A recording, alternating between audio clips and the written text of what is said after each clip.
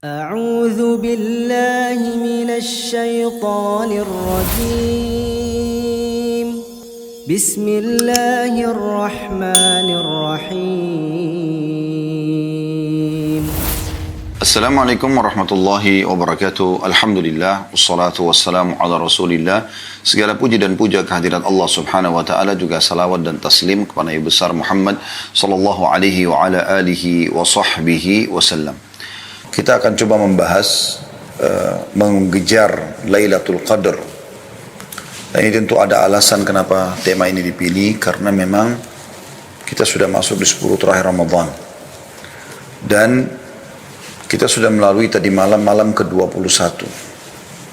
Sementara memang kalau kita mengumpulkan riwayat-riwayat hadis yang ada, menyebutkan tentang Lailatul Qadar itu terjadi di malam-malam ganjil di 10 terakhir Ramadan. Jadi semalam sudah lewat malam 21, akan ada insya Allah besok malam 23, lusahnya lagi setelah itu 2 hari, ya, ada malam 25, kemudian malam 27 dan malam 29. Walaupun pendapat yang setelah kami kumpulkan semua umumnya tulisan tentang masalah ini lebih kuat tertuju kepada malam 27 atau sering kali terjadi di malam 27, tapi bukan mustahil dia berputar di malam-malam ganjil tersebut. Baik teman-teman sekalian, surah yang sangat masyhur dalam Al-Quran perlu kita bacakan terlebih dahulu, karena memang surah inilah yang menjadi sebab juga bahasannya. Surah Al-Qadr yang sangat masyhur, 5 ayat. A'udzu billahi minasyaitonir rajim. Bismillahirrahmanirrahim. Inna anzalnahu fi lailatul qadr. Sesungguhnya kami benar-benar telah menurunkan Al-Quran pada malam Qadr itu. Dan Qadr artinya kemuliaan. Sebagian ulama mengatakan kemuliaannya karena turunnya Al-Quran. Wa ma adraka ma lailatul qadr. Apakah kalian tahu apa itu malam kemuliaan? Lailatul Qadri khairun min alfi syahr. Malam kemuliaan itu lebih baik daripada 1000 bulan. Tanazzalul malaikatu warruhu fiha bi'idni rabbihim min kulli amr. Pada malam itu turunlah semua malaikat-malaikat dan juga dipimpin atau pemimpin mereka Ruh atau Jibril dengan izin Tuhan mereka untuk menyelesaikan semua perkara. Salamun hiya hatta matla'il fajr. Dan dia akan penuh dengan kesejahteraan malam itu sampai terbitnya fajar.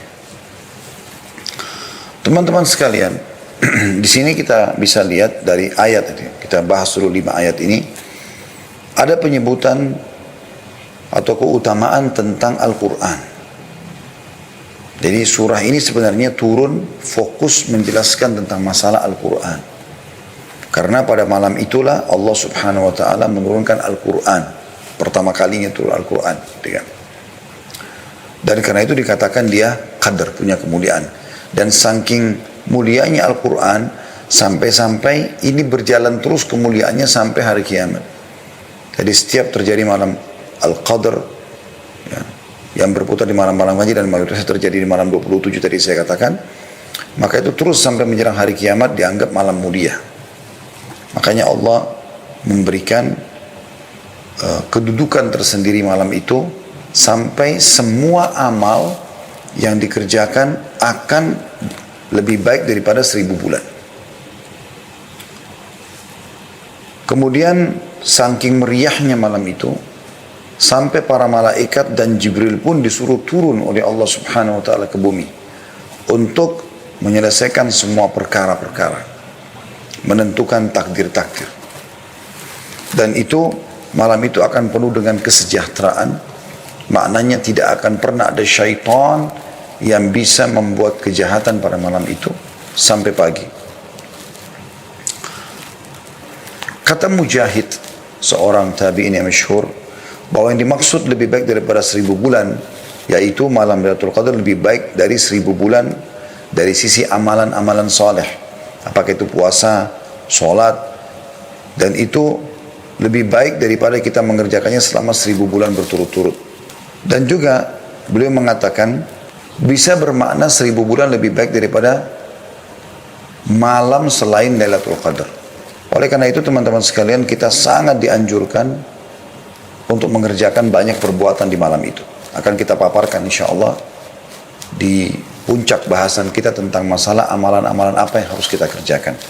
Tapi kita harus renungi dulu malam yang sedang kita bahas memang lebih baik daripada 1000 bulan. Maknanya, kalau teman-teman sempat mengucapkan subhanallah pas Lailatul Qadar, dan saya perlu titik beratkan, kalau seandainya kita masih hidup insya Allah dan semoga Allah panjangkan umur kita, di 10 terakhir Ramadan ini berarti kita pasti melalui Lailatul Qadar.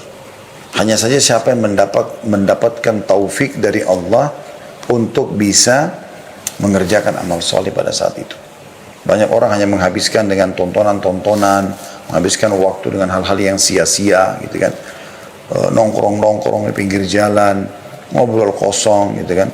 Kalau bukan di masa pandemi seperti ini, banyak sekali mereka habiskan di pasar-pasar hanya untuk mencari baju lebaran. Dan ini semua disayangkan sekali. Oleh karena itu nanti kita jelaskan insya Allah di jenis-jenis amalan yang dikerjakan oleh Nabi SAW dan para sahabat, para salafus salih, ya, bagaimana mereka fokus justru di 10 terakhir itu dengan ibadah-ibadah dan bukan di pasar, bukan di jalan sebagaimana banyak kaum muslimin lakukan itu. Dan di malam ini selain 1000 bulan teman-teman sekalian, juga turunnya malaikat, dan ini tidak sembarangan untuk malaikat turun. Apalagi Allah SWT juga menyuruh Jibril untuk turun. Sebagaimana Allah katakan, tanazzalul malaikatu warruhu fiha biidni rabbihim min kulli amr. Malaikat turun ke muka bumi itu menandakan bahwa malam tersebut atau banyak keberkahannya dengan membawa rahmat dari Tuhannya. Malaikat setiap kali turun tentu membawa keberkahan dan rahmat, sebagaimana malaikat membawa keberkahan ketika mendatangi halaqah ilmu, sampai-sampai mereka meletakkan sayapnya karena ridho kepada para penuntut ilmu. Syaitan juga tidak bisa berbuat apa-apa, sebagaimana sudah saya singgung sedikit tadi. Diambil daripada firman Allah SWT, salamun hiya hatta matla'il fajr. Malam itu adalah malam kesejahteraan sampai terbitnya fajr. Dan kata Mujahid, syaitan tidak bisa melakukan kejelekan atau mengganggu manusia pada malam tersebut sampai terbit matahari. Ini adalah diambil dari tafsir Al-Quran Al-Azim punya Ibnu Katsir jadi 7 halaman 610. Ibnu Zaid dan juga Qatadah berkata pada malam Lailatul Qadar hanya ada kebaikan saja, tidak akan ada kejelekan sampai terbit fajar. Juga sama disebutkan dalam tafsir Ibnu Katsir jadi 7 halaman 611. Pada malam itu juga, ini malam mulia sekali, Allah Subhanahu wa taala tentukan takdir, ajal dan rezeki. Ibnu Katsir menyebutkan perkataan Qatadah dan ulama lain bahwasanya pada malam Lailatul Qadar diatur berbagai macam urusan. Ketika itu ajal dan berbagai rezeki ditetapkan. Hal itu sesuai atau sejalan dengan firman Allah di ayat lain surah Dukhan ayat 4. Surah Dukhan ayat 4 yang bunyinya, A'udzu billahi minasyaitonir rajim fiha yufraqu kullu amrin hakim. Pada malam itulah dijelaskan dan ditetapkan segala urusan yang penuh dengan hikmah. Dan Asy-Syu'bi berkata mengenai tafsir ayat 4 dan ayat 5 surah Al-Qadr, min kulli amr salamun hiya hatta matla'il fajr, bahwa keselamatan dan malaikat datang pada malam tersebut bagi orang-orang yang ada di masjid. Itu berlangsung hingga fajar. Tentu di masa pandemi sekarang nanti kita akan jelaskan pada saat kita jelaskan salah satu amal yang Anda harus lakukan atau dianjurkan lakukan adalah i'tikaf. As-Sa'di berkata, berbagai hadis yang mutawatir membicarakan tentang keutamaan Lailatul Qadar dan dijelaskan bahwa malam tersebut terdapat di bulan Ramadan. Malam tersebut terdapat di 10 hari terakhir terkhususkan pada malam-malam ganjil. Malam penuh kemuliaan itu tetap terus ada setiap tahunnya hingga hari kiamat. Karena kemuliaan malam tersebut, Nabi SAW melakukan i'tikaf dan memperbanyak ibadah di 10 terakhir Ramadan. Dengan melakukan hal tersebut, beliau berharap bisa menjumpai Lailatul Qadar. Itu tadi gambaran daripada tafsir 5 ayat surah Al-Qadr.